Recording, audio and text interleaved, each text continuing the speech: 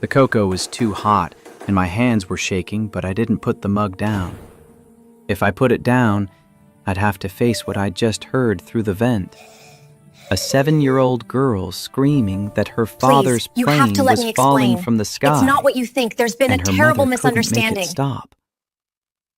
I'd been in this break room on the 12th floor of Ashford Global for 3 hours, organizing cleaning supplies that didn't need organizing, avoiding the empty apartment in Queens where Sophie would be asleep at her friend's house, and I wouldn't have to explain why Daddy came home at midnight, smelling like industrial-strength floor cleaner and failure. The building was mostly empty this late on a Thursday. Just me, the hum of fluorescent lights, and now this child's terror seeping through the ventilation system like poison gas. 37 floors above me, in spaces I only saw when they were vacant and I could push my cart through without anyone noticing the janitor existed. A little girl was drowning in grief while her mother stood by, helpless. I knew because I'd been counting. 9 times in 6 months, I'd seen different therapists flee these executive floors, their expensive shoes clicking too fast toward the elevators, their faces carrying that particular expression of professional defeat that meant they'd just failed at the one thing their credentials promised they could fix. The screaming stopped. The silence that followed felt worse. I set the mug down anyway. My hands were scarred from years of equipment handling, calloused from mop handles and cleaning solutions that ate through latex gloves. But they moved with the kind of gentleness you only learn when you've held a newborn who's never going to know her mother. 7 years I'd been doing this.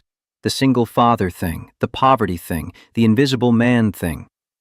7 years since I'd traded gold records for mop buckets and told myself it was a fair exchange because Sophie smiled when I braided her hair each morning, and that had to be enough. The photograph taped inside my locker showed a different man. 27 years old, standing behind a mixing board at Platinum Sound Studios, Grammy-nominated artists leaning over my shoulder, trusting my ear to shape their sound into something platinum. The studio had been in Midtown, 8 blocks from this building, a world away from the basement where I now clocked in at 6 each morning. In that photo, I wore confidence like other men wore cologne. Casual, expensive, earned through talent instead of inherited through luck. That man was gone. He died the same day Anna hemorrhaged on a delivery table, choosing our daughter over her own breath because that's what mothers do, apparently. Make impossible choices and leave the fathers behind to figure out how to be both parents with half the love and none of the instruction manual. I pulled on my jacket. It was nearly 10, late enough that the executive floors would be empty, early enough that I could claim I was doing my job if anyone questioned why a janitor was wandering areas he normally avoided. The service elevator took me up slowly, giving me time to regret the decision I was already committed to. The doors opened onto marble flooring that cost more per square foot than I made in a month. Walls painted in colors that had names like Whisper Gray and Dawn Mist, instead of just gray and white. The 47th floor reception area could have fit my entire Queens apartment twice over.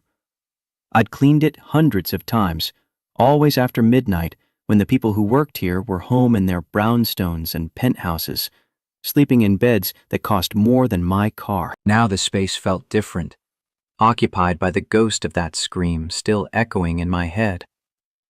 I followed the sound of muffled crying to a conference room with floor-to-ceiling windows that overlooked Manhattan like the city was a toy spread out for someone's amusement. The door was open. Inside, a woman stood with her back to me, silhouetted against the skyline, her posture so rigid it looked painful. Armani suit, I registered automatically, because you learn to identify expensive things when you spend your days cleaning up after people who don't notice when they're gone. Her reflection in the window showed a face I'd seen before on security monitors during my night shifts. Catherine Ashford, CEO, widow, mother to the child who just stopped screaming. She didn't turn around. Security will escort you out if you've lost your way. The dismissal was automatic, practiced, the kind of voice that expected obedience because it had never experienced anything else. I should have left. Every instinct honed over 7 years of knowing my place told me to back away slowly and return to the basement where people like me belonged. Instead, I heard myself speaking. Your daughter's not in her suite. That got her attention. She spun, and I saw what the security cameras never captured, the exhaustion living beneath her skin, the fear she'd weaponized into ice. How do you... I clean this building. I notice things. Her hand was already reaching for the phone on the conference table, probably to call security, maybe to have me fired, definitely to remove the problem of a janitor who'd stepped out of his lane. Then her eyes focused on something past me, and her face went white in a way that made my chest tighten with recognition. I'd seen that color before, in mirrors, the first year after Anna died. Emma. Not a call, a prayer. I turned. In the doorway stood a little girl in a navy dress that probably cost more than my weekly grocery budget. Her dark hair tangled from pulling, eyes red from crying, and something older than 7 years should allow. She looked at her mother like someone staring at a locked door she'd stopped believing would ever open. Catherine moved fast, but not fast enough. The child flinched, and in that microsecond before the woman caught herself and slowed down, I saw the whole architecture of their damage. A mother trying to hold on. A daughter who'd learned that people you loved disappeared when you weren't looking, so maybe it was safer not to look at all. Baby, you can't run off like that. You scared me. The little girl, Emma, said nothing, just stood there vibrating with the kind of rage that comes from grief with nowhere to go. I should have left then. This wasn't my business, wasn't my world, wasn't even my floor, but something about the way this kid held herself, like she was carrying stones too heavy for her frame, made me think of Sophie after I had explained that Mommy wasn't coming home from the hospital. How my daughter had gone quiet for weeks. How I'd tried everything the grief counselors suggested, and nothing worked until I'd stopped trying to fix her and started just sitting with her while she felt what she needed to feel. Ma'am? I kept my voice low, non-threatening, the tone I used with Sophie when she woke up from nightmares. If you want, I can stay, just for a few minutes. Sometimes kids talk to strangers. Catherine Ashford looked at me like I'd suggested she hand her daughter to a homeless man on the subway. Which, fair enough. I was nobody, wearing clothes that smelled like cleaning products, making an offer that sounded insane even to my own ears. I don't think... Emma bolted.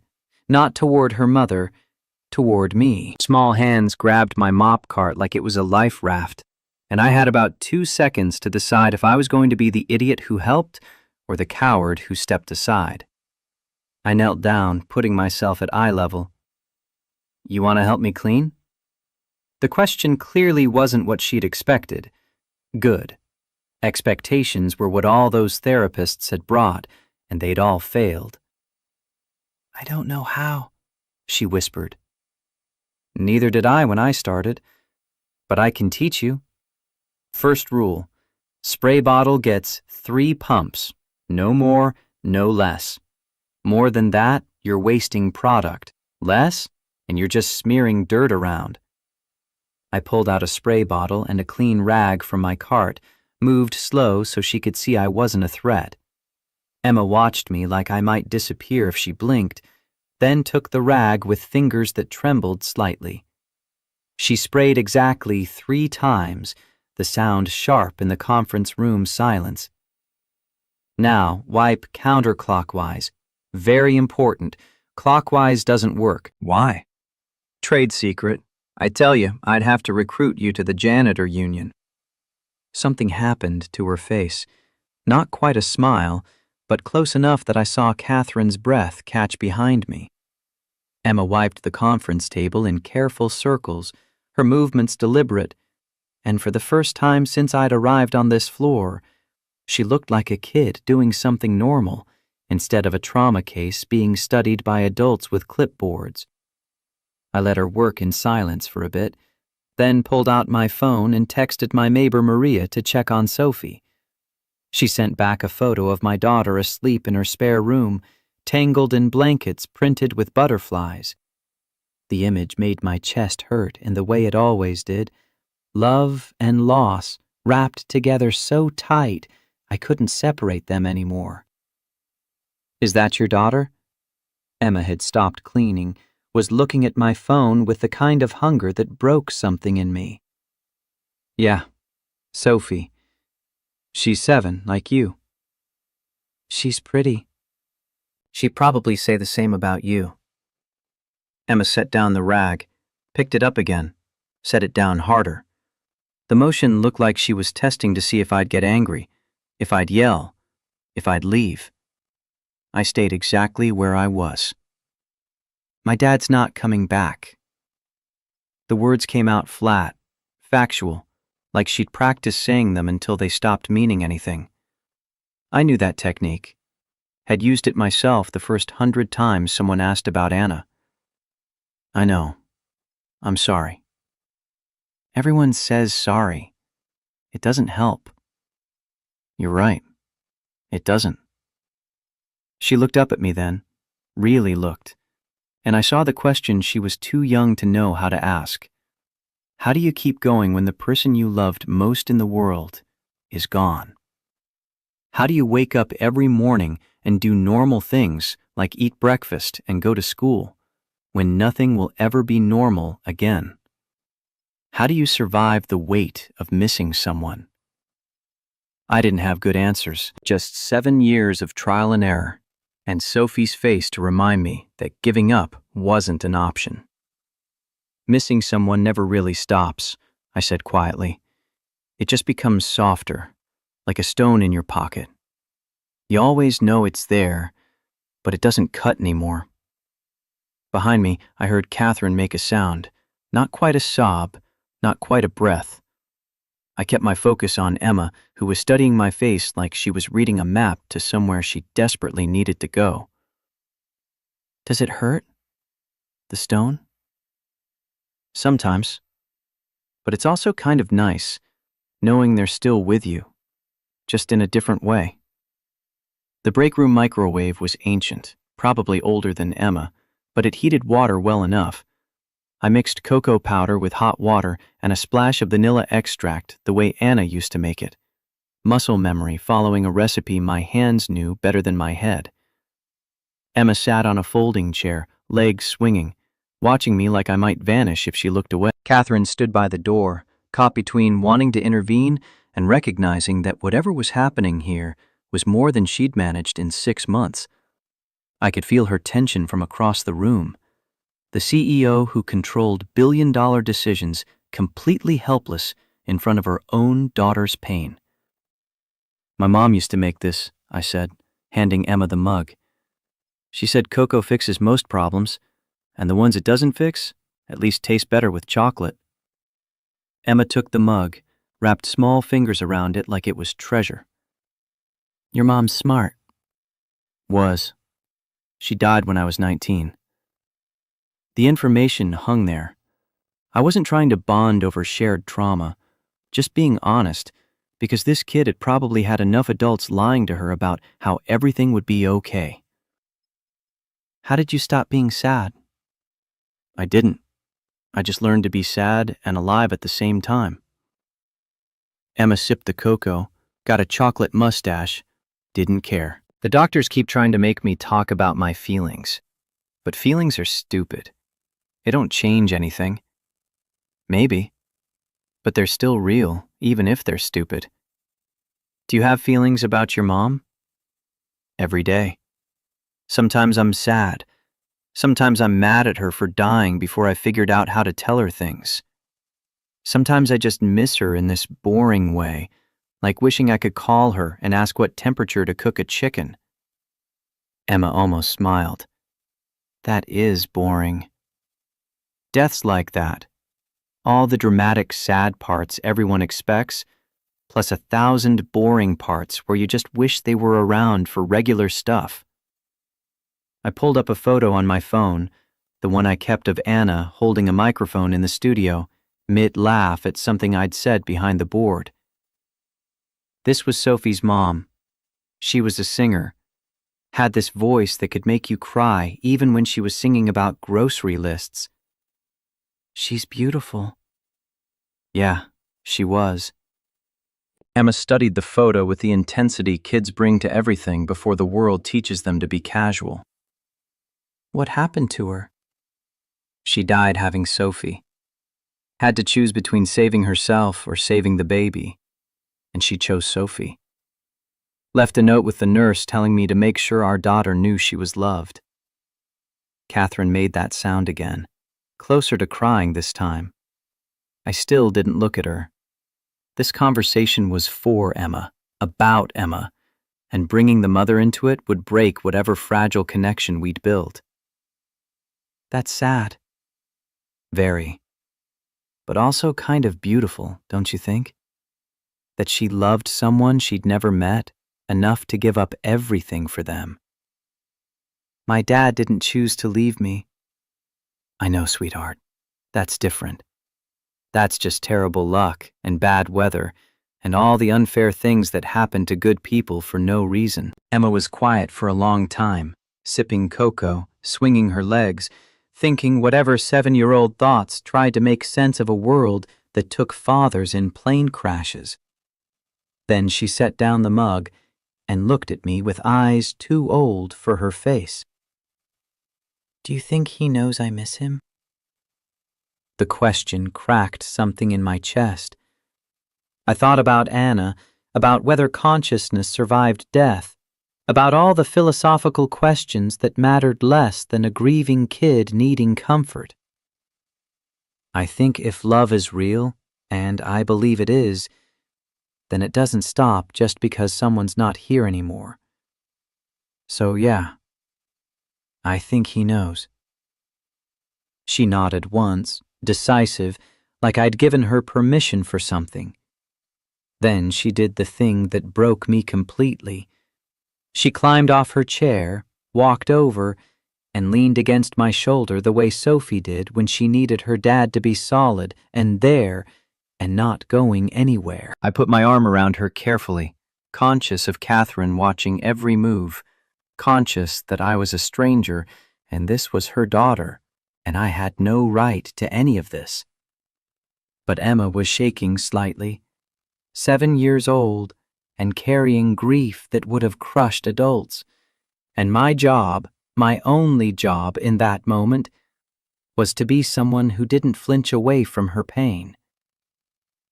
We stayed like that for maybe 10 minutes, Emma breathing slowly, me humming Anna's lullaby under my breath without thinking about it, Catherine frozen in the doorway, watching her daughter be peaceful for the first time in half a year.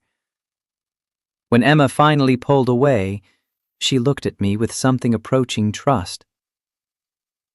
Can I come back tomorrow? That's when I heard the sharp intake of breath behind me and remembered that this wasn't my daughter, wasn't my decision, wasn't my life. I stood up slowly, turned to face Catherine Ashford, and saw a woman who'd just watched a stranger accomplish what 9 expensive therapists couldn't. She was crying. Not dramatically, just tears tracking down her face while she tried to maintain the composure that was probably the only thing keeping her upright. Her makeup was smudged, her perfect suit rumpled, her Ice Queen armor completely shattered. Who are you? Marcus Rivers, ma'am. Night maintenance crew. How did you... She couldn't finish the sentence. Maybe didn't know what question she was asking. How did you reach my daughter? How did you know what to say?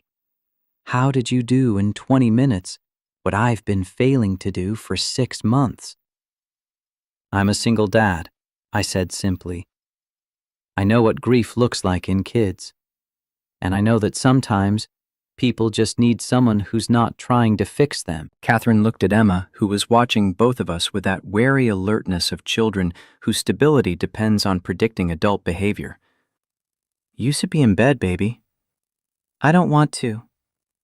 I know, but it's late, and you have tutoring in the morning. Emma's face started to close again, the walls rebuilding brick by brick. I saw Catherine see it happen, saw the panic flash across her features. Ma'am, if I could...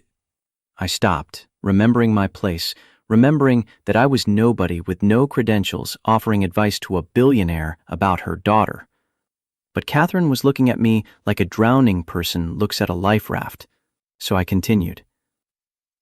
Sometimes kids need routines more than they need sleep. If Emma wants to stay up a bit longer, maybe that's okay for tonight. She has a schedule. Schedules are good, but sometimes grief is bigger than schedules. The truth of it hung between us. Catherine Ashford had built an empire by maintaining control, by following plans, by believing that discipline and structure could solve any problem. And here was her daughter, proof that some problems couldn't be solved by force of will or purchasing power or any of the tools that made her successful. What do you suggest? The question surprised me. Billionaires didn't usually ask janitors for suggestions. Let her stay with me for another half hour. I'll teach her how to water the plants on the executive terrace. Then I'll walk her back to wherever she's supposed to sleep, and tomorrow we can pretend this was a one-time thing, if that's easier. And if I want this to happen again? I blinked, looked at Emma, who was holding her breath waiting for the answer, looked back at Catherine, who just offered me something that sounded dangerously like permission. Then we'd need to talk about that, figure out terms, make sure this is actually helping and not just... It's helping. Catherine's voice was fierce, almost desperate. She hasn't talked this much in 6 months. She hasn't looked that peaceful since before... Her throat worked, swallowing the end of the sentence we all knew. Emma took my hand, small fingers wrapping around my scarred knuckles, trusting in the way kids do before life teaches them not to. Can we water the plants now? I looked at Catherine. She nodded, permission and plea and surrender all at once. The terrace was on the 48th floor, accessible through Catherine's corner office, which I'd cleaned plenty of times but never occupied. The space was ridiculous, bigger than most people's entire apartments, decorated with abstract art that probably cost more than I'd make in 5 years, furniture that looked like it belonged in a museum. Emma didn't seem impressed. She'd grown up with this, probably couldn't remember a time when luxury wasn't her baseline. The plants were a different story. A whole wall of them, ranging from ferns to orchids to things I couldn't identify, all clearly maintained by a professional service. I grabbed the watering can from a cabinet hidden behind panels that matched the wall. First rule of watering plants, I said, filling the can from a sink that probably cost more than my car. Roots need water and air. Too much of either, they drown. Emma nodded seriously, taking this information as gospel. I showed her how to check soil moisture with her finger, how to water slowly so it soaked in instead of running off, how to know when a plant had enough. It's like people, she said after we'd watered 3 pots. My mom drowns me in rules and schedules and tutors, but I can't breathe. The observation was too sharp for 7, but grief ages you. I'd learned that with Sophie, who sometimes said things that sounded like they came from someone 3 times her age. Your mom's scared, I said carefully. When people are scared, they sometimes hold on too tight. Doesn't mean they don't love you, just means they don't know how else to keep you safe. But I don't feel safe. I feel trapped. I didn't have an answer for that. just kept watering plants while Emma processed whatever was happening in her head. Catherine had disappeared back to her office, giving us space, though I could see her silhouette through the glass walls, pacing like a caged animal. "My dad used to water the plants," Emma said suddenly, "at our house in Connecticut. He said it was his meditation time. Mom would be on calls and he'd just stand there with the hose, thinking about whatever dads think about." "What do you think he thought about?" "Me. Us. Whether he was doing okay at the dad thing." "I bet he was." "How do you know?" "Because you remember him watering plants. Kids don't remember the big gestures. They remember the small stuff, the routine things that made them feel safe. If you remember him doing something boring like watering plants, it means he was there enough for boring to matter." Emma was quiet for a long moment. Then, "Do you water plants with Sophie?" "I try. Our apartment doesn't have much light, so mostly we kill them. But we try." She laughed. Actually laughed.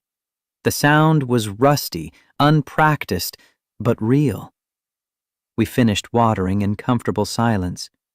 When we were done, Emma looked at me with those two old eyes and asked the question I'd been dreading. "Will you come back tomorrow?" "That's up to your mom, kiddo." "But if she says yes, will you?" I thought about my daughter sleeping at a neighbor's because I worked nights to avoid the memory of Anna in our apartment. Thought about the bills piling up, the dental work Sophie needed that I couldn't afford, the life I'd built out of compromise and survival. Thought about this little girl who'd grabbed onto me like I was the first solid thing she'd found in 6 months of drowning. "Yeah, if your mom says yes, I'll come back." Catherine was waiting when we returned to her office. She'd repaired her makeup, straightened her suit, rebuilt some of the armor. But her eyes were still red, still vulnerable in a way that probably terrified her. "Emma, honey, go wait in the conference room. I need to talk to Mr. Rivers." Emma looked between us, calculating. Then she hugged me quickly, a child's hug, fierce and brief, and left. The door closed behind her with the kind of silence that meant serious conversations. Catherine stood behind her desk like it was a fortress. "I need to understand what just happened." "Your daughter needed someone who wasn't trying to fix her. I was available." 9 therapists have tried, all of them with credentials from top universities, years of specialization in childhood trauma. What makes you different?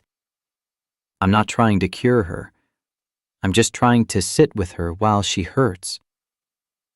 The words hung there. Catherine's jaw tightened, and I saw the moment she registered the implicit criticism that maybe all her money and effort and expensive experts had missed the point. "I've been trying..." Her voice cracked.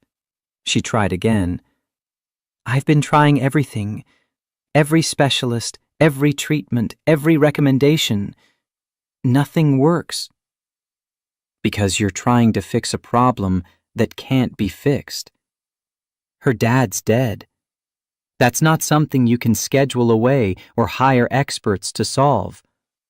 She just has to survive it." "And you can help her do that?" The question was a trap. If I said yes, I was claiming expertise I didn't have. If I said no, this whole conversation ended and Emma went back to therapists she'd already proven she didn't trust. I can be consistent. I can show up. I can teach her small things that give her some control when everything else feels chaotic. Will that fix her grief? No. But it might make it bearable. Catherine sat down, and for the first time she looked smaller than her office. "What do you want?" "Ma'am?" "Everyone wants something. Money, connections, leverage? What's your price for helping my daughter? The question should have insulted me. Instead, it just made me tired. Of course, she thought this was transactional. In her world, everything probably was. I don't want your money. Then what? Permission to spend an hour a day with Emma. After my shift ends, before I pick up Sophie. Just let me teach her normal things. How to water plants, how to organize books, how to exist in the world without constantly running from pain. That's it? You just want access to my daughter? The way she said it made it sound predatory. I felt anger spike in my chest, hot and defensive. I'm a single father with a 7-year-old daughter. I know what kids need when they're grieving because I've been living it for 7 years. Your daughter grabbed onto me like a life raft tonight, and I'm not going to let her drown because you think kindness always has a price tag. Catherine flinched. Good. Maybe she needed to hear that her cynicism was part of the problem. I'm sorry, that was... She stopped, started over. You're right. I'm so used to people wanting something that I can't imagine someone helping just because they can. I'm not a saint. I'm just a dad who recognizes pain when he sees it. Why did you stop working as a sound engineer? The question came from nowhere, or maybe from everywhere. Of course, she'd looked me up. Of course, she knew I'd fallen from somewhere higher than a janitor's basement. Anna got sick during her pregnancy. Preeclampsia, then HELP syndrome, then 100 complications the doctors threw Latin names at like that made them more manageable. She needed me home. I was in the middle of mixing an album for a Grammy-nominated artist. Had contracts signed, future projects lined up. I walked away from all of it because my wife was dying, and someone needed to be there to hold her hand. And after she passed? After she passed, I had a newborn who needed constant care, and an industry that blacklists people who break contracts, even for good reasons. No one wanted to hire the sound engineer who'd walked out mid-project. I had savings for about 6 months, then it was gone. Took the first job I could find that had health insurance for Sophie. Turns out, cleaning buildings pays better than pride. Catherine was quiet for a long moment. You gave up everything for your family. Wouldn't you? I don't know. David, my husband, he died on a business trip. I'd sent him to London to close a deal that could have waited. He went because I asked him to go, because the company needed it, because I prioritized work over the family trip we'd planned. So no, I don't know if I would have made your choice. I might have chosen the career and lost him anyway. The confession cost her. I could see it in the way her hands shook slightly, the way she couldn't quite meet my eyes. This was the real Catherine Ashford, underneath the suits and the corner office, a woman drowning in guilt, believing she'd killed her husband through the sin of ambition. You didn't know the plane would crash. No, but I knew he wanted to stay home that week. Emma had a school play. He wanted to watch her be a tree in some ridiculous production. I told him the play didn't matter, that Emma would understand that work came first. Her voice broke. She was a tree, Marcus. A speaking tree with 2 lines. And her father missed it because I convinced him to go to London. And now he's gone. And she can't even look at me without remembering that I'm the reason he left. I'd been trained my whole life not to touch people like Catherine Ashford. Boundaries, class divisions, the invisible rules that kept people in their lanes. But she was crying now, really crying, and grief didn't care about boundaries. I put my hand on her shoulder. Just that, just contact. She didn't pull away. You didn't kill him. Bad weather and mechanical failure killed him. The guilt you're carrying? That's just another kind of grief. But it's lying to you. You didn't know. You couldn't have known. Emma knows I sent him away. Emma's 7. She knows her dad is gone, and her mom is still here, and that feels unfair. But she doesn't blame you. She just doesn't know how to reach you through all the armor you've built. Catherine looked up at me, mascara streaking her face, all her CEO composure completely destroyed. What do I do? Let me help. 1 hour a day. I'll teach Emma small things. You work on forgiving yourself. And maybe in a few months, you'll both be able to breathe again. Just 1 hour? Just 1 hour. I'm not asking for money or special treatment or anything except permission to show up. She studied my face like she was reading a contract. If Emma is uncomfortable at any point, this stops. Agreed. If this becomes anything other than what you've described, it won't. How can you be sure? Because I have a daughter who needs me to be better than the world expects. And because I remember what it's like to be 7 and lost. And I can't walk away from a kid who needs help if I can actually help. Catherine wiped her eyes, trying to pull herself together. I'll have HR draw up paperwork. Background checks, insurance liability, formal documentation. No. She blinked. No? No paperwork. Either you trust me or you don't. But I'm not signing contracts that turn helping your daughter into a legal transaction. If this is about covering your ass from lawsuits, I'm not interested. That's not... She stopped, started over. You're right. Again, I keep trying to control everything, including kindness. Just let me show up tomorrow, after my shift, 1 hour. We'll see if it helps. And if it does, then I'll show up the day after, and the day after that, until Emma doesn't need me anymore, or you decide this isn't working. Catherine nodded slowly. Then she did something that surprised me, extended her hand for a shake, like we were equals sealing a deal. Her grip was firm, businesslike, but her eyes were grateful in a way that made my chest tight. Thank you, Marcus. Don't thank me yet. We haven't fixed anything. We've just agreed to try. I left through the service elevator, descended back to the basement where my time card waited, and my cart needed restocking for tomorrow's shift.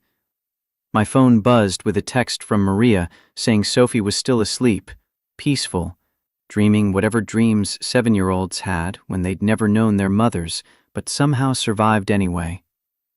The locker room was empty. I sat on the bench and let myself shake.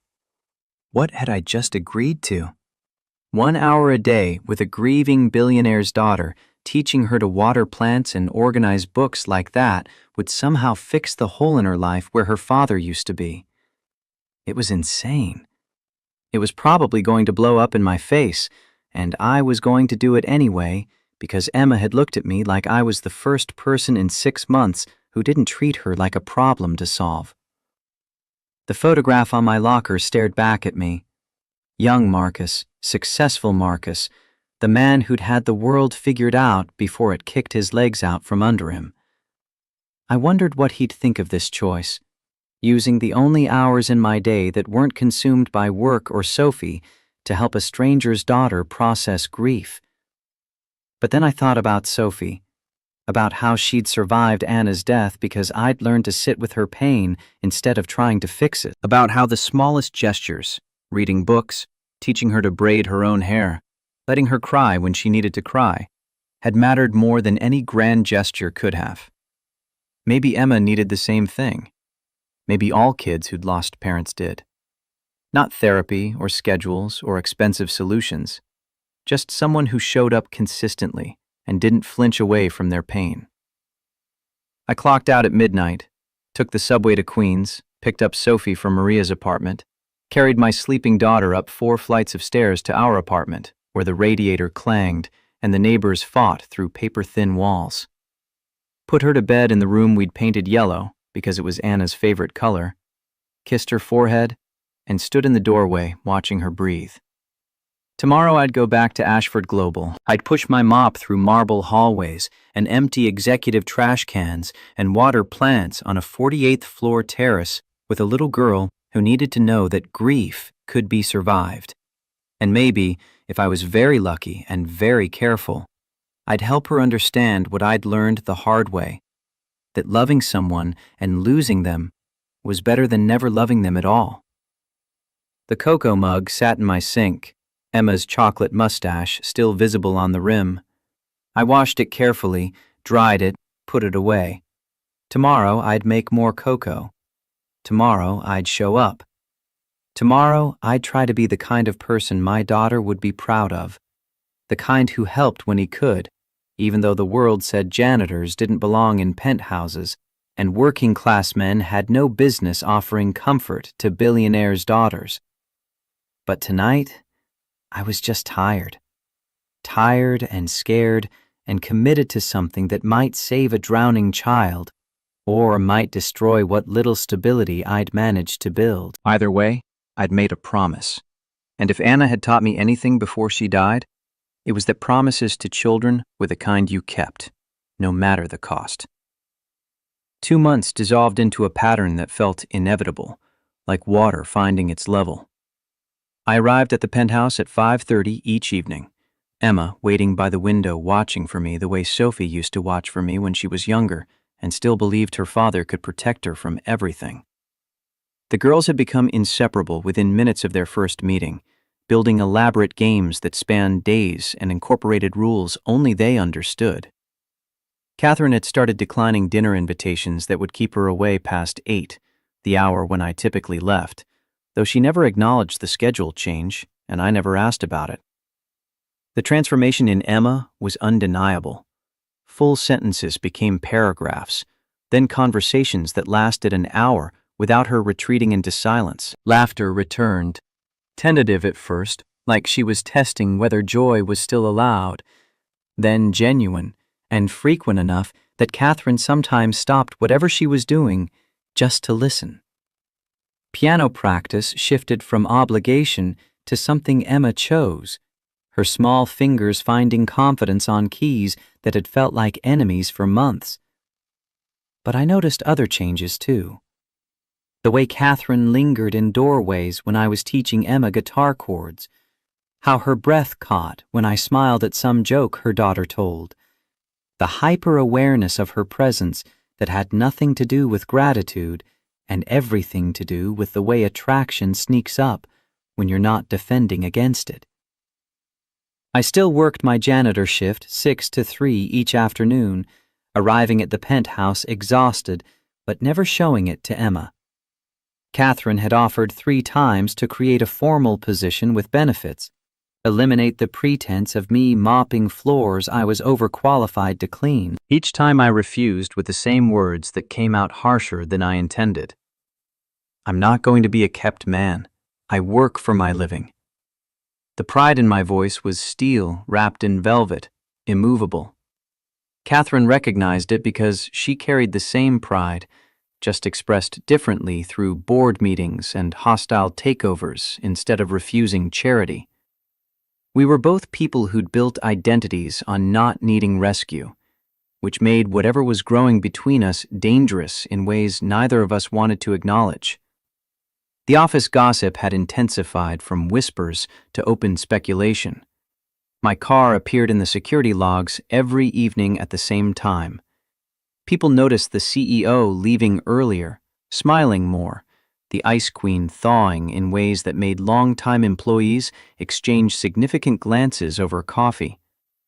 Margaret Chen from HR submitted another memo about documentation and improper procedures, her concern wrapped in corporate language that barely disguised her disapproval. Richard Cortez collected evidence like a prosecutor building a case. I'd seen him exactly once, in an elevator I'd entered before realizing he was inside. He looked at me with the kind of assessment predators make when calculating whether prey is worth the effort. 58 years old, with silver hair, and a smile that never reached his eyes, wearing a suit that probably cost more than my monthly rent. "You're the janitor spending time with the CEO's daughter." Not a question. I'd nodded, keeping my expression neutral. "Interesting arrangement. Very progressive of Catherine, trusting someone with your background." The pause before background told me he'd looked into my history. Former Grammy engineer turned building maintenance, wife dead, raising a daughter alone in Queens. Facts that could be spun as tragedy or failure depending on who was telling the story. Emma needed help. I was available. And I'm sure it has nothing to do with the generous compensation I assume Catherine is providing for your services. I don't take her money. His eyebrows had risen, genuine surprise breaking through the practiced politician face. How noble.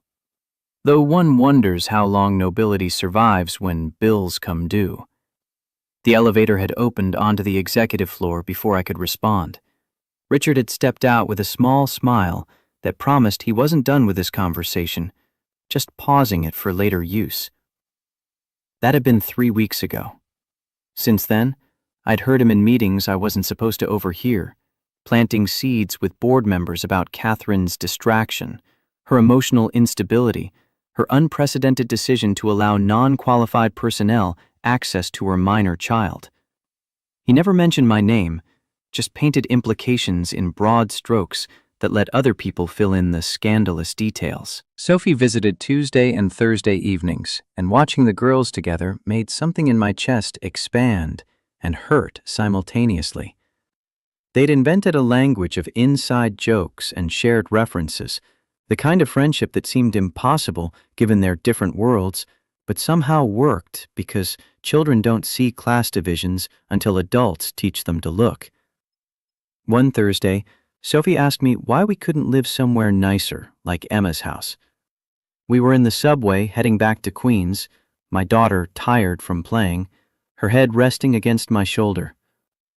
"Because we can't afford it, baby." "But you work all the time. Where does the money go?" 7 years old and already learning that hard work didn't guarantee success, that the American promise of meritocracy was more myth than reality. I didn't know how to explain that her mother's medical bills from a pregnancy and death 7 years ago were still eating my paycheck, that health insurance only covered so much before catastrophic became your personal problem. It goes to keeping you healthy and fed and in a school where you're learning. That's what matters. Emma has a big room just for her toys. I share my room with your weights. Emma's life and your life are different. Doesn't make either one better or worse, just different. Sophie was quiet for several stops. Then, "I like our apartment. It's cozy. Emma's house is so big she gets lost." The loyalty in her voice made my throat tight. My daughter was defending our poverty because she loved me and didn't want me to feel bad about what I couldn't provide. 7 years old and already learning to protect her father's feelings. "You're a good kid, you know that?" "You tell me every day." "Because it's true every day." She fell asleep before our stop, and I carried her through streets where people like us lived. Working people, immigrant families, single parents grinding through each day and calling it victory if everyone was fed and safe by bedtime. This was my world, the one I'd chosen when I'd chosen Sophie over career, Anna over Grammy nominations, family over everything else that might have been. Catherine's world was different.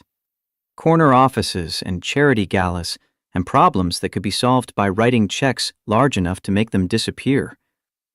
The distance between our worlds felt insurmountable most days, and the fact that I was starting to forget that distance when she smiled at me was its own kind of danger. The Christmas shopping trip happened because Emma asked, and I couldn't think of a good reason to refuse. Faux Schwartz on Fifth Avenue, the kind of toy store that existed as much for adults' nostalgia as children's wonder. Catherine had suggested it casually, like inviting your daughter's tutor along for errands was normal. instead of crossing every unspoken boundary we'd carefully maintained. Sophie's eyes had gone wide when we entered, 3 stories of toys displayed like art in a museum. Emma had grabbed her hand immediately, pulling her toward a section dedicated to stuffed animals that cost more than my weekly grocery budget. Catherine and I followed at a distance, maintaining careful space that felt more obvious than touching would have. She was dressed down for her, jeans and a cashmere sweater that probably cost more than my rent, hair pulled back in a ponytail that made her look younger than the CEO armor usually allowed. I was in my standard jeans and jacket, the nicest clothes I owned that didn't smell like cleaning products. "Sophie's never been here before." Catherine glanced at me, something like embarrassment crossing her face. "I'm sorry, I didn't think—" "Don't apologize. I'm glad she gets to experience it. Just acknowledging the difference. The difference between what your daughter considers normal and what mine considers a once-in-a-lifetime trip." Catherine stopped walking. Ahead of us, the girls had found a section with monarch butterflies, Sophie explaining to Emma about their migration patterns with the enthusiasm of a 7-year-old who'd memorized every fact from her favorite library book. "I hate this." "Hate what?" "The money. The distance it creates. The way it makes everything transactional." Her voice was quiet, frustrated. "I can't have a normal conversation about Christmas shopping without being aware that what I spend on a toy could feed your family for a month." "Then don't spend it. Emma doesn't need more toys. She needs Sophie. And Sophie needs to understand that not everyone lives in penthouses, that some families work hard and still struggle. Those are good lessons." "Are they? Or are they just what we tell ourselves to feel better about inequality?" The question hit harder than she probably intended. I thought about my apartment, where the heat was inconsistent and the stairs groaned, and Sophie shared her room with my workout equipment because we couldn't afford anything bigger. Thought about Catherine's penthouse, where each bathroom was bigger than our entire living space. I don't have answers to systemic problems. I just know my daughter is happy and loved, and learning that character matters more than bank accounts. If that makes me complicit in inequality, I guess I'm complicit. Catherine was quiet for a moment. Then, "You're right. I'm sorry. I shouldn't project my guilt onto your choices." "Your guilt?" "About having so much when others have so little. About whether I earned it or just inherited the infrastructure that made it possible. About whether Emma's going to grow up thinking money solves everything, because that's what she sees me do. Emma's going to grow up however you raise her. Money's just a tool. You're the one who decides what it builds." The girls had found a plush monarch butterfly the size of a toddler, were debating whether Sophie would have space for it in her room. Emma was advocating passionately for buying 2 so they could match, and Sophie was explaining practically that her room was smaller and 1 was perfect. Catherine and I reached for the butterfly at the same time. Our hands collided, fingers overlapping for 3 seconds too long. The contact was electric, casual touch that meant nothing and everything. I pulled away first, aware of how this looked, us together with children who could be sisters, playing at being a family. The sales clerk approached with a professional smile. "Your daughter has wonderful taste." Neither of us corrected her. The lie of omission felt heavier than truth would have, settling between us like a third presence. Catherine bought the butterfly for Sophie without asking me, and I let her, because refusing would hurt both girls who were watching to see if adults could just be kind without making it complicated. Outside, over hot chocolate at a cafe while the girls sat at another table giggling, Catherine's frustration surfaced again. "I don't know how to do this." "Do what?" "Navigate whatever this is. You won't let me help financially, which I respect, but also find incredibly frustrating. The girls are bonded in ways that complicate everything, and She stopped, looked away. I'm not very good at friendship, especially not with people who challenge every assumption I have about how the world works. Is that what we are? Friends? I don't know what we are. I know Emma's therapist said today that the progress she's made in 2 months exceeds everything they accomplished in 6. I know I sleep better now than I have since David died. I know when you leave at 8 each night, the penthouse feels emptier than it should. The admission hung between us, dangerous and honest. I thought about lying, deflecting, maintaining the professional distance that made this arrangement safe. Instead, I told the truth. When I pick up Sophie each night, I find myself telling her about funny things Emma said, or how Catherine finally laughed at one of my terrible jokes. My daughter knows more about your lives than makes sense for someone who's supposed to be just helping with Emma's grief. What does that mean? It means we're terrible at maintaining boundaries, and I don't know if that's good or catastrophic. Catherine's phone buzzed. She glanced at it, expression shifting to something I recognized. CEO mode, the mask she wore when business demanded her attention. I need to take this. Board member. She walked a few steps away, voice dropping into the professional register that commanded boardrooms and closed deals. I watched her transform, armor sliding back into place, and felt the distance reassert itself. This was the real Catherine Ashford, power personified, decisions measured in millions, a woman who lived in a world I'd only ever cleaned. The girls returned to our table, Sophie clutching the butterfly like treasure.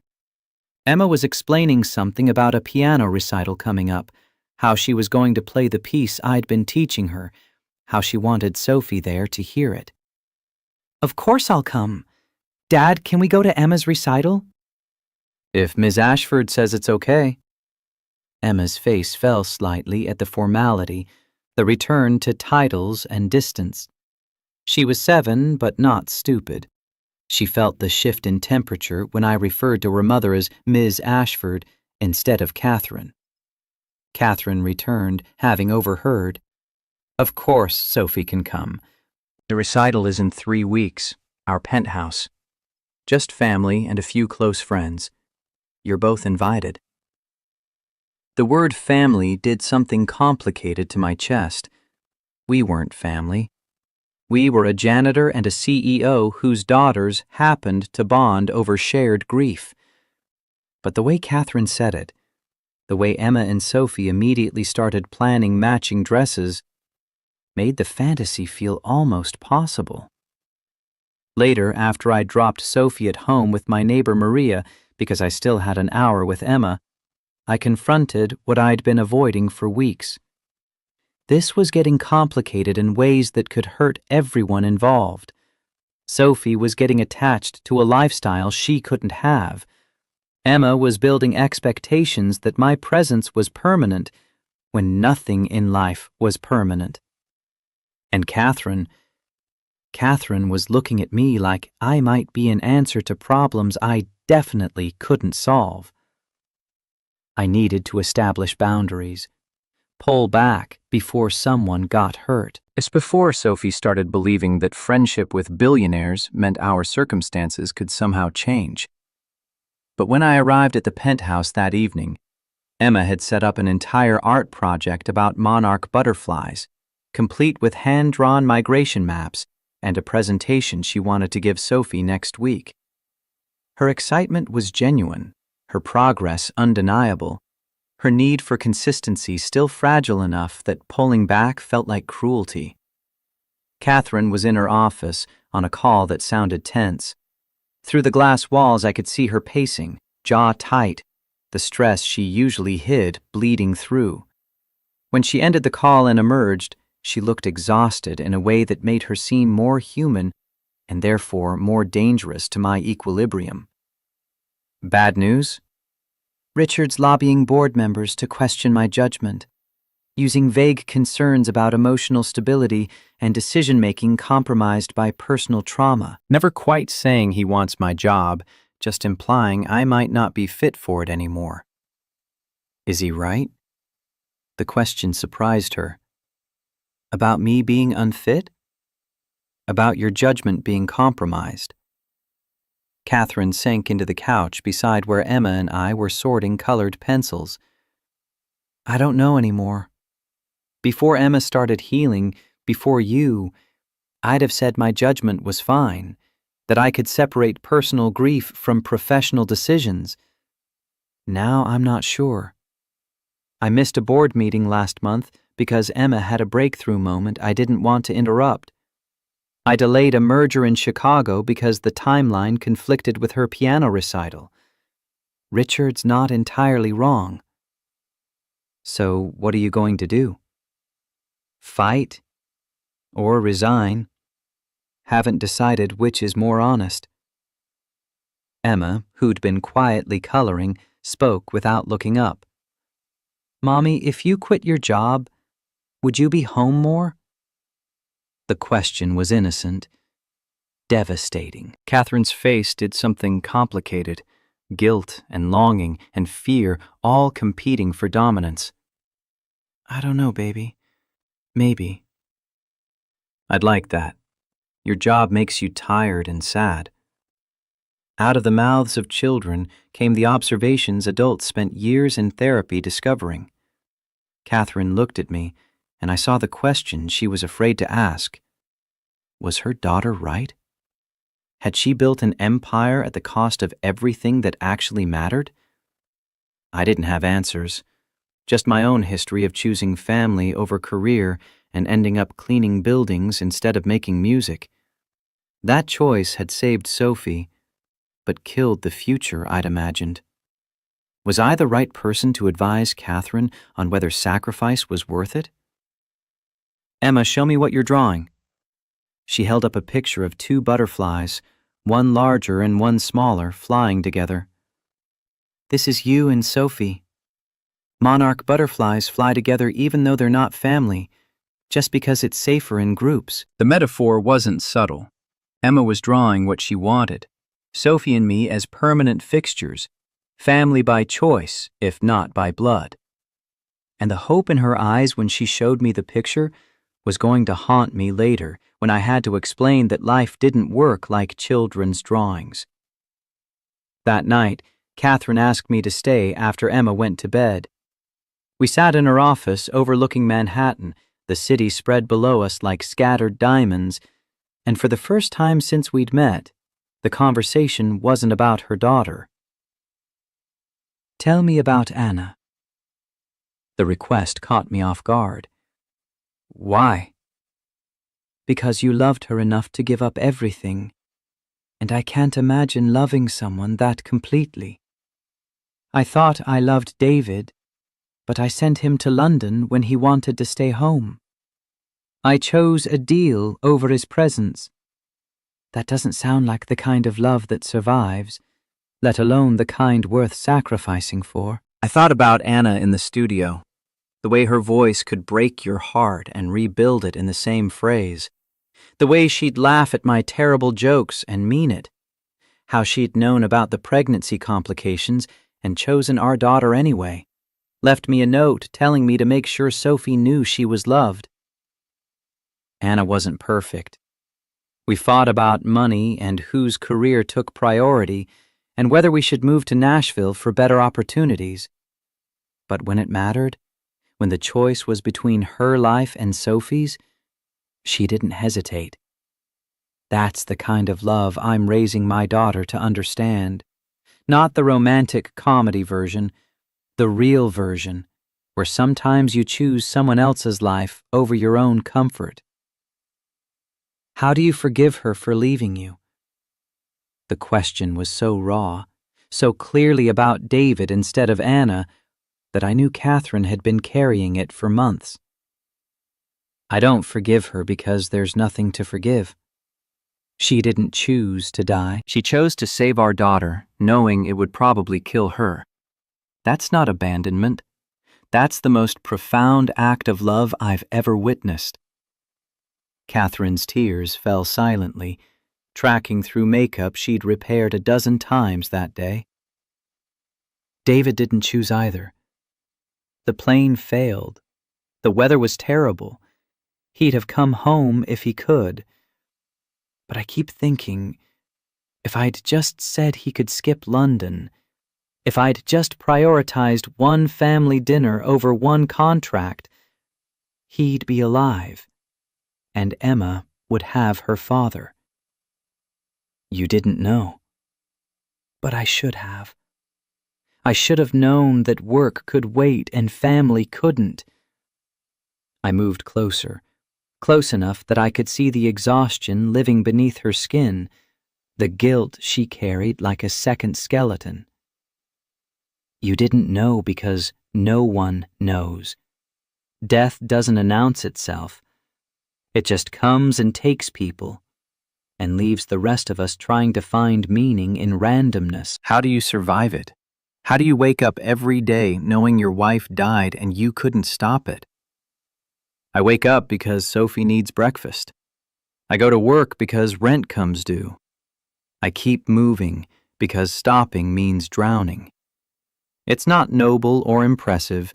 It's just survival dressed up as courage.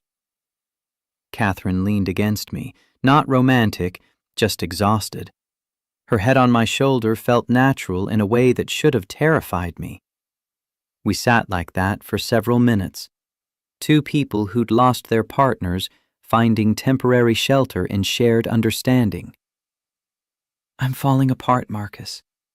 The board sees it. Richard sees it.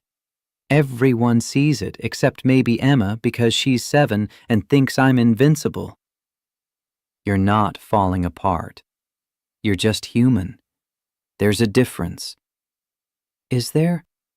Because from where I'm sitting, being human looks a lot like failing." I thought about my apartment in Queens, about Sophie's dental bills I still couldn't pay, about the Grammy-nominated career I'd walked away from, thought about all the ways I'd failed at conventional success while somehow succeeding at the thing that mattered most, keeping my daughter alive and loved and safe. Being human means you feel the loss. Failing would be pretending it didn't happen. You're not failing, Catherine. You're just hurting. And hurt doesn't make you weak. It makes you honest. She pulled back, wiped her eyes, tried to rebuild the armor. But something had shifted between us. Some boundary crossed that we couldn't uncross. We'd gone from strangers to allies to something neither of us wanted to name, but both of us felt. "I should let you go. It's late." "Yeah." Neither of us moved. The city glittered below, indifferent to one janitor and one CEO sitting too close in an office where they definitely shouldn't be alone together. "Marcus?" "Yeah?" "Thank you." For Emma. For tonight. For not treating me like a CEO who needs to have all the answers. "You're welcome." I left before I could do something stupid like stay longer or say something honest about how her smile made me forget the distance between our worlds. Took the service elevator down to the basement where my car waited, drove back to Queens, thinking about butterflies that flew together, even though they weren't family, just because it was safer in groups. Sophie was asleep when I got home, the plush butterfly tucked beside her in bed. I stood in her doorway, watching her breathe, thinking about the life I could give her versus the life she deserved. Thinking about Catherine's question, how do you survive loving someone you lost? The answer, I was learning, was that you didn't survive it. You just carried it. Like a stone in your pocket, heavy and constant, changing shape over time, but never disappearing. And maybe if you were very lucky, you found other people carrying their own stones, and for a little while, the weight felt bearable because you weren't carrying it alone. But bearing weight together wasn't the same as building something permanent, and I needed to remember that before Sophie got hurt, before Emma expected more than I could promise, before I let myself believe that kindness could bridge the gap between Janitor and Billionaire. The photograph of Anna on my refrigerator caught hallway light. 28 years old, pregnant with Sophie, smiling at something I'd said behind the camera.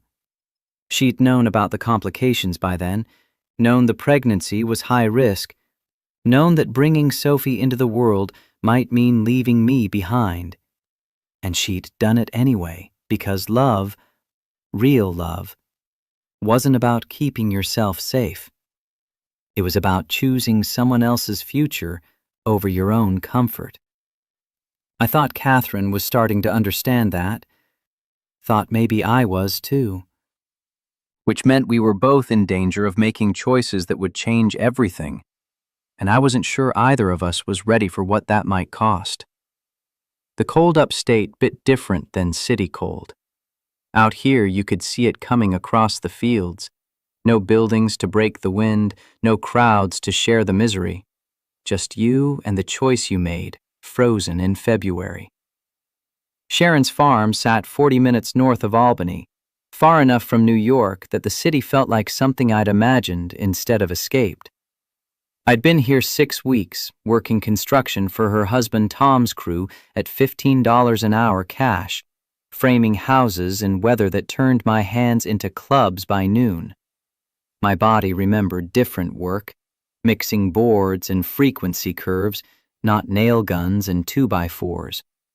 The muscle memory of creation versus the repetitive labor of building things other people would own. Sophie had adjusted with the resilience children carry like invisible armor, making friends with her cousins, charming Sharon's neighbors, excelling in the small-town school where being new made her interesting rather than suspect.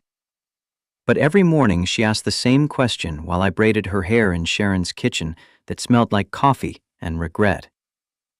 "When are we going home, Daddy?" I'd stopped promising soon because I didn't know if home existed anymore, or if I'd destroyed it by running. The apartment in Queens was gone, lease broken, furniture in Sharon's storage barn gathering mice and mildew. My old life dismantled in the service of protecting Catherine from myself, from the scandal my presence generated, from having to choose between Empire and Janitor. Tom got home each evening around 6, ate dinner Sharon cooked, fell asleep watching whatever game was on. He was a good man in the way men are good when they work hard and don't complicate things. Steady, reliable, completely uninterested in the emotional wreckage his wife's brother had brought to their home. At dinner, he talked about lumber prices and weather forecasts, safe topics that required no vulnerability. Sharon was different. 41 years old and carrying the particular wisdom of people who'd survived their own catastrophes and come out wiser rather than bitter. She found me on the porch after Sophie went to bed, the third consecutive night I'd pulled a beer from the garage refrigerator and stared at fields gone dark under winter constellations. She sat without invitation, bundled in a coat that had seen better decades. "You're spiraling." "I'm managing." 3 beers on a Tuesday while staring at nothing isn't managing. It's avoiding. I took another pull from the bottle, the beer gone warm in my hands, but drinking it was something to do besides think. She needs to fight for her company, not for me. Emma needs a mother who isn't drowning in scandal I created. Emma needs a mother who's happy. You both deserve that much. The certainty in her voice made me want to argue, but Sharon had earned the right to opinions through her own survival. Her ex-husband had left when the kids were young, came back a year later begging forgiveness. She'd taken him back not because of his words, but because he'd gotten therapy, joined a program, actually addressed the things that made him run, showed her changed behavior, not promised change. I didn't run because I'm broken. I ran to protect her. You ran because you were scared of the scandal, of not being enough, of her choosing her empire over you. So you made the choice for her, took away her agency in the name of protection.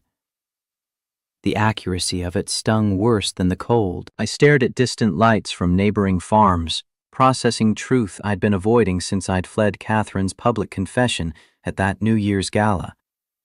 The memory still burned, her voice breaking as she told a room full of Manhattan's elite that she didn't care what they thought, that I'd taught her how to be human again. And me, walking off that stage because I was terrified she'd regret it in the morning, terrified I wasn't worth what she was offering to sacrifice. What if I go back and she's moved on, built walls I can't get through? Then at least you tried. But Marcus, from what Sophie says about their video chats, Catherine is not moving on. She's fighting for the company, for Emma, for the foundation she's planning. Maybe she's fighting for you too, and you're just not there to see it. Sophie's video calls with Emma happened twice weekly, supervised by whatever nanny Catherine had hired after I left. I'd overheard fragments, Emma asking when I was coming back, Sophie explaining that Daddy needed time to think. Both girls sounding older than 7 as they tried to make sense of adult complications. The letters I'd written felt inadequate. 2 so far, trying to explain to a child why adults made promises they couldn't keep, why sometimes love meant leaving, why the world was complicated in ways that defied simple logic. Emma had responded to the first one with a drawing of 2 butterflies separated by a storm cloud. To the second, she'd sent nothing, and the silence felt like judgment I'd earned. Sharon pulled her jacket tighter. My ex left because he was drinking too much, couldn't handle the pressure of family. You left because you think you're protecting people. But the result's the same. Kids confused, woman alone, man hiding in the woods pretending isolation is noble. It's not the same, isn't it? You're both running from connection because it's easier than risking failure. I finished the beer, crushed the can in my fist hard enough that aluminum cut into palm calluses. I can't be what she needs. I have no job, no apartment, $200 in savings. What am I supposed to offer? Poverty and good intentions? You're supposed to offer yourself. The rest is details you figure out together. In what universe does a janitor end up with a billionaire CEO? In the universe where they both stop caring about job titles and start caring about whether they make each other better people. Which, from everything Sophie says, you did. The wind picked up, carrying the smell of snow that hadn't fallen yet, but would by morning. I thought about Catherine in her penthouse, probably still working at midnight because work was how she handled pain. Thought about Emma learning piano without me there to guide her fingers through difficult passages. Thought about Sophie pretending to be happy in a small town when her best friend was 200 miles south in a city we couldn't afford to visit. I'm terrified. Sharon's expression softened. Good. Terror means you care. Indifference is what kills relationships. What if I go back and it's too late?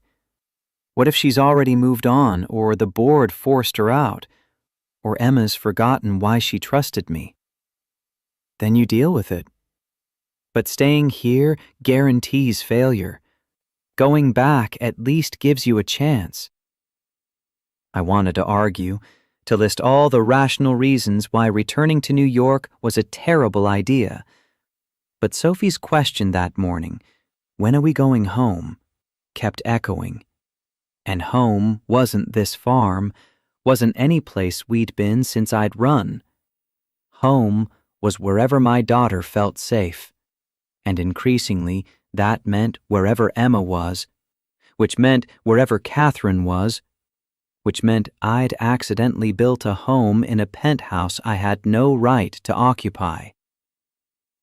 I'll think about it. Don't think too long. Sophie's resilient, but she's also 7. She shouldn't have to pay for your fear. Sharon went inside, leaving me alone with stars that looked different this far from city lights. Brighter, clearer, more honest about their distance. I pulled out my phone, opened the message thread with Catherine that had been silent for 6 weeks, typed and deleted a dozen different openings before settling on the only truth that mattered. I'm sorry I ran. 3 words. Send before I could reconsider. Watched the delivery receipt confirm it had reached her phone somewhere in Manhattan, where she was probably still awake, probably still fighting battles I'd left her to fight alone. The response came faster than expected. 3 dots appearing, disappearing, appearing again, like she was writing and rewriting the same way I had. Emma asks about you every day. Sophie says you're thinking. I hope you're thinking the right things.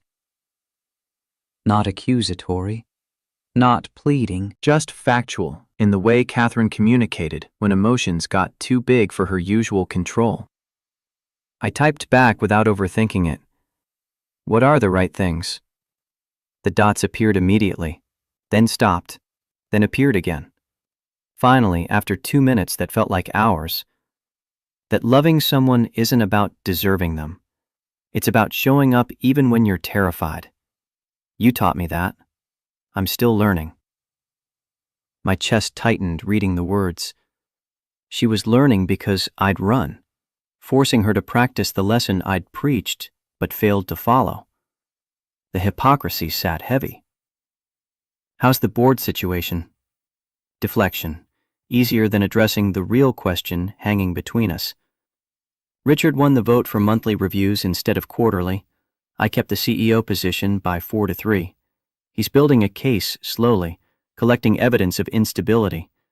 The Chicago merger I delayed gave him ammunition. But I'm still here, still fighting. I thought about Richard Cortez and his predatory smile. The way he'd looked at me in that elevator, like I was a problem he'd eventually solve. Thought about Catherine facing him alone in boardrooms, defending decisions made with her heart instead of spreadsheets. And the foundation? This time the response was immediate. I've drafted the resignation letter, effective in 6 months. I'm building what David dreamed about, programs for kids who lost parents too young. Real help, not just checks written to feel better about wealth. But I need someone to design the music therapy component, someone who actually understands how sound heals. The implication was clear. She was building a future that included me, had built it assuming I'd come back, was waiting for me to figure out what she'd apparently already decided. I don't know if I can do this. Honesty felt dangerous, but necessary. The dots appeared, disappeared, stayed gone for 5 full minutes. When the response came, it was longer than her usual efficiency. I don't know either. I don't know if the board will let me keep my position long enough to transition leadership properly. I don't know if Emma's healing will survive another abandonment if you come back and then leave again. I don't know if we can build something real when the world says our math doesn't work. But I know I sleep better remembering you exist. I know Emma laughs more on days Sophie visits. I know I'm building a foundation because you showed me that showing up matters more than success. So maybe not knowing is okay. Maybe we figure it out together. I read the message 3 times, each word landing like a challenge and an invitation. Catherine Ashford, CEO who controlled billions, admitting she didn't know. That vulnerability was its own kind of courage. The snow started falling around midnight, big flakes that would cover Sharon's fields by morning and make construction impossible. I sat on the porch watching it accumulate, thinking about the choice ahead. Stay safe in exile, protect everyone from the complications my presence created, or go back, risk Emma's continued healing on the gamble that consistency mattered more than perfection, risk Catherine's career on the possibility that love might be worth losing everything else. Sophie found me at dawn, still on the porch, covered in snow I'd been too lost in thought to notice. She crawled into my lap without speaking, 7 years old and already knowing when her father needed grounding. "You're cold, Daddy." "Yeah." "Are we going home today?" I looked at my daughter, at the hope she was trying to hide because she'd learned disappointment hurt less if you didn't expect anything. Thought about the life I could give her versus the life she deserved. Thought about Emma waiting in Manhattan for someone who'd promised to be there, and then ran. "Yeah, baby. We're going home today." Sophie's face transformed, joy breaking through the careful neutrality she'd learned. "Really?" "Really. Go pack your butterfly. Tell Aunt Sharon we're leaving after breakfast." She was gone before I could change my mind, her footsteps thundering through Sharon's house as she yelled about going home. My sister appeared moments later, coffee in hand, expression knowing. "You texted her." "I texted her." "And?" "And I'm terrified and probably making a huge mistake and definitely risking my daughter's stability on the chance that showing up matters more than certainty." Sharon smiled, the kind that said "I told you so" without the obnoxious delivery. "Welcome to love. It's supposed to be terrifying." The drive back to New York took 5 hours through snow that made highways treacherous. Sophie chattered the entire way, making plans for what she'd tell Emma, what they'd play, whether we could live somewhere with a room big enough for both her and the butterfly. I didn't correct her assumptions. Didn't explain that we probably couldn't afford much more than our old Queen's apartment. Didn't want to kill her happiness with logistics. My phone rang as we hit the city limits. Catherine's name on the screen made my heart do something complicated. "Marcus." "Hey." "Sophie texted Emma that you're coming back. Emma's been vibrating for 3 hours. I needed to verify before I let her believe it. I'm on the Grand Central Parkway. Should be in Manhattan in 40 minutes. Silence on the other end. Long enough that I thought the call dropped. Then her voice came back, quieter, more raw.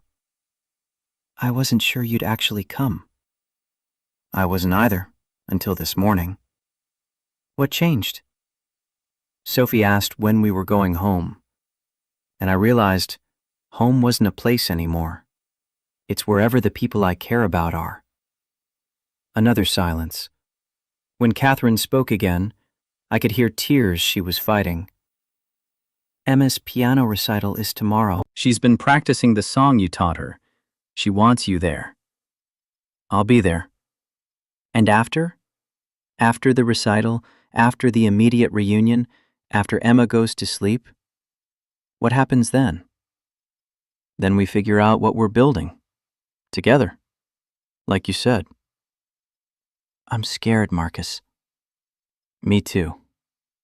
Let's be scared together." The line went quiet except for her breathing, my breathing, Sophie humming in the back seat about butterflies and best friends. The foundation needs a music director, someone to design the curriculum, build the program, train staff. It's not Grammy engineering, but it's real work helping kids who need it. The salary isn't janitor wages, but it's not CEO money either. Somewhere in between. "You're offering me a job?" "I'm offering you partnership. 50-50. My capital and connections, your expertise and heart. We build something that matters." I thought about the mixing board I'd walked away from 7 years ago, the Grammy nominations I'd sacrificed for Anna's hospital bedside. Thought about the music living dormant in my hands, the skills I'd let rust because using them felt like betraying the past. I need to support Sophie. Can't live off your charity. It's not charity, it's employment, with benefits and a real salary and the expectation that you'll work harder than you've ever worked because you're building something from nothing. And us? What are we in this arrangement? I don't know yet.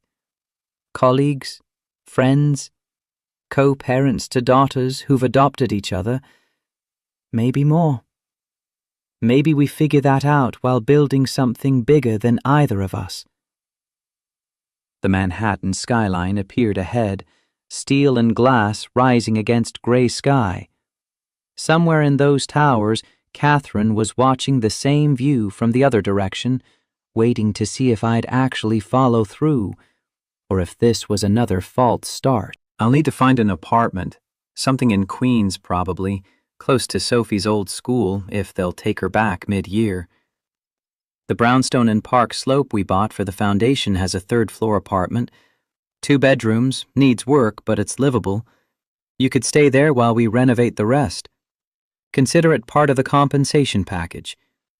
Catherine, I'm not asking you to live with me. I'm offering you housing near work. There's a difference. Is there? Yes. One keeps things professional. The other would be me admitting I want you close enough that leaving again requires actual effort instead of just panic. The honesty gutted me. I pulled off the highway, needing to not be driving for this conversation. If I do this, if we do this, I need you to understand that I'm terrified I'm not enough. That Sophie will see the difference between our lives and yours and resent what I can't provide. That Emma will expect me to replace her father when I can't even figure out how to replace the career I lost. That you'll wake up one morning and realize you bet your reputation on a janitor with $200 to his name. And I need you to understand that I'm terrified the board will force me out before I can transition to the foundation. That Emma's healing is fragile enough that one more disruption breaks it permanently. That I'm building my entire future on the assumption that a man who ran once won't run again. So we're even on terror. Sophie leaned forward from the back seat. Daddy, are you talking to Miss Catherine? Yeah, baby. Tell her we're almost home. I met my daughter's eyes in the rearview mirror, saw the hope there that I'd crushed once by leaving, saw the resilience that came from losing her mother at birth and learning life continues anyway, saw 7 years of me trying to be enough parent for 2 and sometimes succeeding. Catherine, Sophie says we're almost home. Then come home, Marcus. We're waiting. The recital was intimate by Catherine's standards, just family and close friends, which apparently meant 20 people in a penthouse living room that could have fit 50. I'd never seen Catherine's home like this, populated by humans instead of empty except for her and Emma. The space felt different, warmer, proof that money couldn't buy happiness, but it could buy enough room that unhappiness had places to hide. Emma sat at the piano, hands trembling slightly, looking at Catherine with an expression I recognized, seeking permission to hope.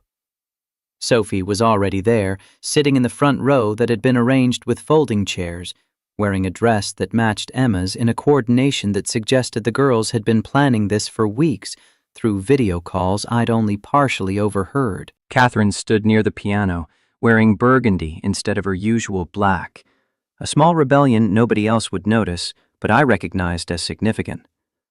Her eyes found mine across the room, held for 3 seconds that contained entire conversations. Thank you for coming. I'm terrified. Don't leave again. I won't. Emma began playing before anyone announced her.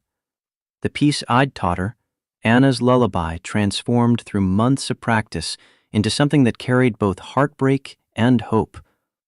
She made mistakes, hesitated, her fear visible in the set of her small shoulders. But the music held truth that perfection couldn't match, Then I realized what she was waiting for. The guitar part, the harmony I'd played that first time she performed, the support that gave her confidence to continue.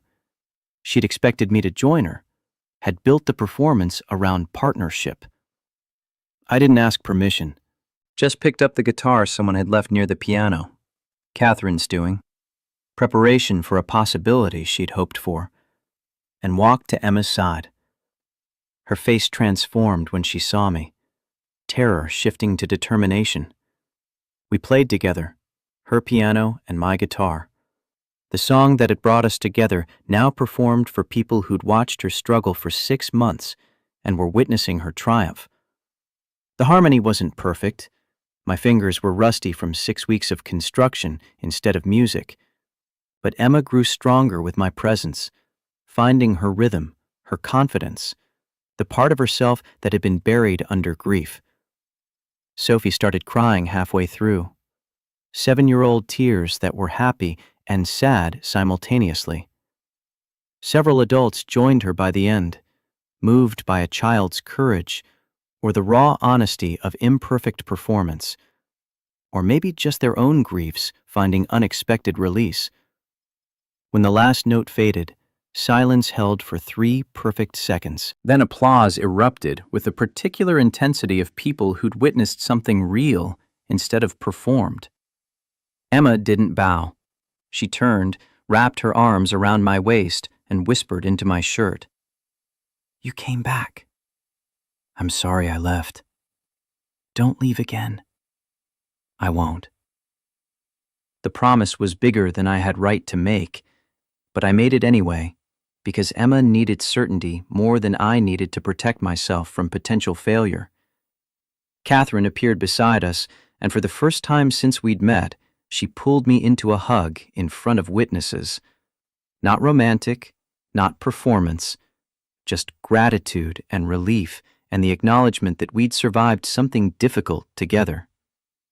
"Thank you." "For what?" "For coming back. For keeping your promise. For being exactly who Emma needed when I couldn't figure out how to be enough." Sophie crashed into the group hug, followed by Emma, and suddenly we were 4 people tangled together while Manhattan's elite watched and probably wondered what they were witnessing. I caught sight of a man in the corner, silver hair, predatory smile, watching with an expression that promised this moment would have consequences. Richard Cortez, collecting evidence, building his case, waiting for the right moment to strike. But for now, in this room full of people who loved Emma enough to show up for her triumph, none of that mattered.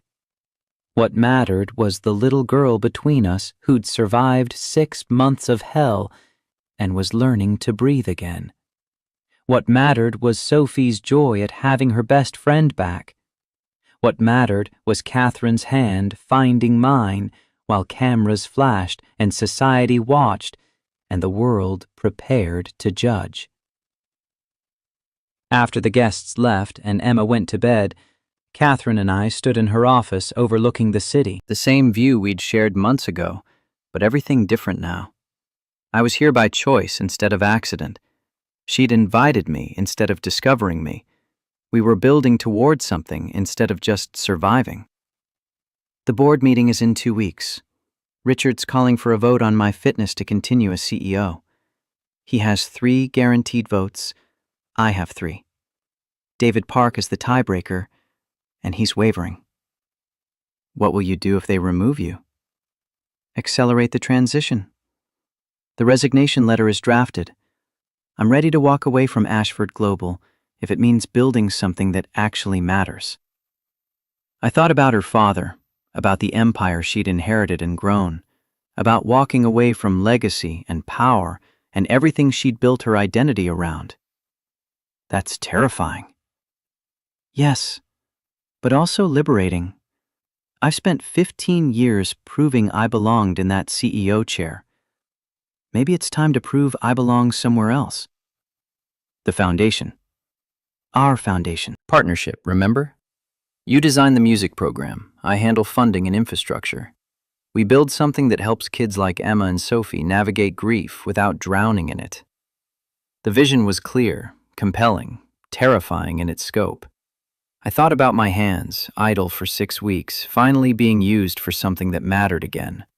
Thought about teaching children that pain could be transformed into sound, that grief could be held instead of fought, that survival was its own kind of victory. I'm in, on one condition. What? Sophie gets to help. She's been through this journey too. She understands loss. Let her be part of what we're building. Catherine's expression softened. She already is. You think Emma would let us build anything that didn't include her best friend? Fair point. The girls had already decided we were family. We're just waiting for the adults to catch up to their certainty. And us? What are we, Catherine? She turned from the window, faced me directly. I don't know. I know I think about you constantly. I know Emma's healing accelerated when you were here and stalled when you left. I know building a foundation together means seeing each other daily, making decisions as partners, trusting each other with something bigger than either of us. I know that sounds like a relationship even though we're calling it professional. It sounds complicated. It is complicated. I'm a billionaire who just bet her career on loving people more than profits. You're a widower who sacrificed Grammy nominations to be a present father. We're both damaged and terrified and trying to build something meaningful from our wreckage. That's not a fairy tale. That's just honest. I crossed the space between us, close enough to see exhaustion living beneath her skin, close enough that she had to tilt her head to meet my eyes. I'm in love with you. In case the coming back and the guitar playing and the partnership weren't clear enough signals, her breath caught. I know. I'm in love with you too, which is terrifying because I don't trust easily, and you've already run once, and I have no guarantee you won't run again when things get hard. I can't guarantee I won't get scared. Can't promise I'll always make the right choice. Can only promise I'll show up and try. That's all anyone can promise. We stood close enough to kiss, but neither of us moved. This moment needed acknowledgement, not consummation. We'd crossed into something that couldn't be uncrossed, admitted feelings that made everything else secondary. The brownstone apartment needs work. You'll have to deal with construction noise while we renovate the foundation floors. I've done construction for 6 weeks. I can handle noise. Sophie will need to transfer schools mid-year. She's resilient. She'll adjust. The board might force me out before the foundation is fully funded. Then we fundraise harder. I know people in the music industry. They owe me favors. Catherine smiled, the real smile that transformed her face from beautiful to luminous. You've thought this through. I had 5 hours in a car and 6 weeks of exile to think. Yeah, I've thought it through. And you're sure? Because once you move into that brownstone, once we start building this foundation, once Emma and Sophie are in the same city again, backing out becomes exponentially harder. I'm sure. Terrified, but sure. She kissed me then, finally, her hands finding my face like she needed to confirm I was real and not another fantasy she'd constructed to fill the loneliness. The kiss was soft, tentative, carrying 6 weeks of separation and months of wanting and the future we were agreeing to build together. When we pulled apart, I saw tears tracking her face again. But these were different. Not grief, not fear, just the overwhelming relief of finally stopping the fight against something that felt inevitable. Welcome home, Marcus. Thanks for waiting. 3 months later, the foundation opened its doors. The brownstone in Park Slope had been transformed. First floor for art therapy rooms with north-facing light, Second floor for the music studio I designed with equipment I'd specified down to cable length and acoustic treatment. Third floor where Sophie and I lived in an apartment that still needed work, but felt more like home than anywhere we'd been since Anna died. The first children arrived at 9, shy and skeptical, accompanied by parents who carried the particular exhaustion of managing their own grief while supporting their children's. 6 kids ranging from 7 to 11, losses ranging from sudden to prolonged, but uniformly devastating. I gathered them in the music room, Sophie beside me because she'd insisted on helping, Emma watching from the doorway because this was her foundation too, even if Catherine had funded it. What does missing someone feel like? Not in words, in sounds. If your grief was music, what would it sound like? The kids stared like I'd asked them to explain physics, but gradually, haltingly, they started answering. Loud like drums, quiet like rain, empty like the space between songs. We spent that first morning just making sound, hitting drums, plucking guitars, pressing piano keys, giving grief a voice that didn't require vocabulary. By noon, every child had found at least one instrument that spoke their particular sadness. Catherine watched from the observation window. Her CEO days officially ended as of last week, when she'd submitted her resignation and Richard Cortez had taken the position he'd been angling for since David's death. She'd walked away from billions in equity and power and legacy, had chosen this brownstone and these children and the partnership we were building over everything her father had left her. Emma and Sophie had taken ownership of the children's programming, creating games and projects that incorporated music and art and the kind of healing that happened when kids helped kids. They were 7 years old and somehow wiser than most adults I'd met. Their own grief transformed into tools for helping others survive theirs. The afternoon brought parents back to collect their children, and I watched transformations in both generations. Kids who'd arrived silent left chattering about instruments they'd played. Parents who'd arrived desperate left with something approaching hope. One mother lingered after the others had gone. My son hasn't smiled since his father died. Today, he smiled 3 times. How did you do that? I didn't do anything, except give him permission to make noise. Sometimes that's all grief needs, permission to exist without judgment. She left crying, but the tears looked like relief instead of despair. Catherine found me in the studio after everyone had gone, after I'd put instruments away and reset the space for tomorrow. She was in jeans and a foundation t-shirt, her CEO armor completely abandoned, looking younger and more alive than I'd ever seen her. How was day 1? Terrifying and perfect. 6 kids showed up and left less broken than they arrived. That's victory. We have funding for 40 kids across 2 boroughs, grants from 3 major foundations who valued evidence over reputation. Waiting list is already forming. Think we can handle it? I think we have to. Too many kids out there carrying grief they don't know how to hold.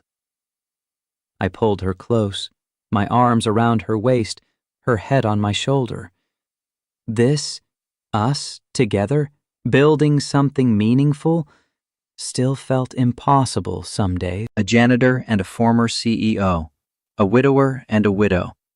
2 damaged people choosing each other despite every rational reason not to. I love you. She pulled back enough to meet my eyes. I love you too. And I'm terrified every day that this will fall apart. But that's okay. Terror means we're alive, means we're risking something real. Sophie and Emma appeared in the doorway, already planning tomorrow's activities with the assumption that adults would fund whatever schemes they invented. They were inseparable now. sisters by choice, if not blood, proving that family was something you built rather than something you were born into. "Daddy, can we have pizza for dinner? Emma's mom said yes if you said yes." I looked at Catherine, saw her smile, saw the future we were building one day at a time. "Yeah, baby, we can have pizza."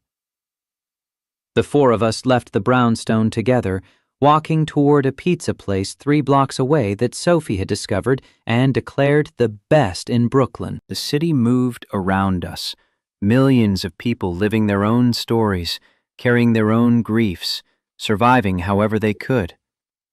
But for this moment, in this neighborhood, on this street, we were just a family figuring out how to exist together.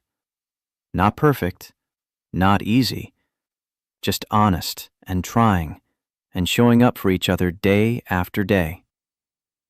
I thought about Anna, about whether she'd approve of this life I'd built from the wreckage she'd left behind.